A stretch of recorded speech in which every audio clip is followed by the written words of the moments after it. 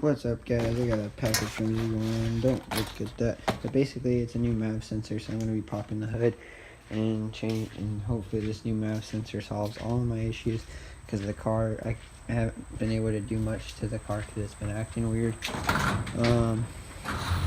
So like, it keeps on throwing the check engine light, but hopefully this new sensor solves all the problems. So we'll see. I'm going to pop the hood and put the new one. Okay, so I put it in, so I'm gonna give it a try. And they didn't like shut the hood. I didn't even get the film putting it in.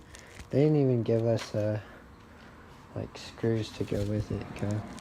That kind of sucked, but oh well. Ooh, okay guys, so we got it all fixed. It was just a Maf sensor. I was gonna do it for the video. I don't know if I did an outro or not. This is the outro, so please like, comment, subscribe, and I'll see you in the next video. Finally, we can start doing more mods to this car. So, yeah.